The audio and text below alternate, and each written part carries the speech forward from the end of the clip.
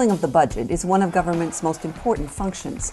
By its very nature, it defines the government, outlines its spending priorities, tells us what taxes we're going to pay and how much, and how it intends to spend that money.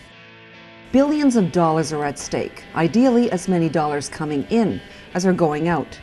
But what about us? More money in our pockets or less? The more government spend, the larger government gets, the harder it is for them to offer tax relief. And tax relief to the middle class can be expensive for a government.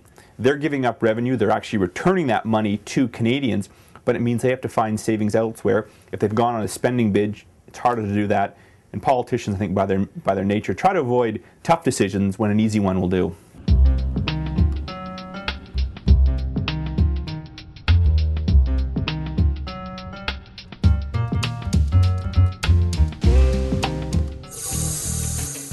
There's our John, signing his whole life away, promising to abide by the rules. No contact with the outside world until 4 p.m.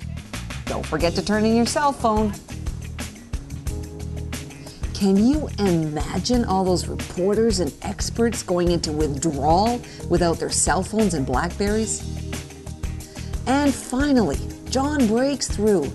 He's reached the inner sanctum where only the chosen are admitted. Good luck, John. I don't know if these rules really make sense in a globalized world where there's a stock market open somewhere 24 hours a day. They certainly don't seem to me to make sense in a world of endless political spin where we already know most of what's in the budget, what's left to surprise the markets. I'm also wondering how they're going to enforce these rules as electronic devices get smaller and cleverer, although I'm led to believe that the room is being monitored for unauthorized transmissions. You know, John, you're right. All the security, it does seem a bit of a stretch. But it's a rare case when you kind of walk in here and you're just blown over by something that's in the budget. It doesn't happen anymore. Now it's moving time. Journalists and camera crews head for fuel-consuming buses that will take them to Parliament Hill, and a police escort to make sure they get there in time as the minister delivers his budget to the rest of Canada.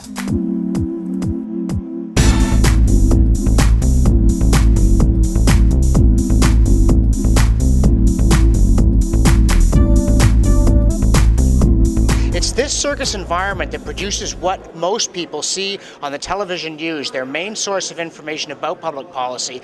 The whole of the budget process comes down to what happens behind me, but you don't see any of the wires, you don't see any of the technicians. What you get is a very theatrical presentation, but not always one that really serves the interests of democracy.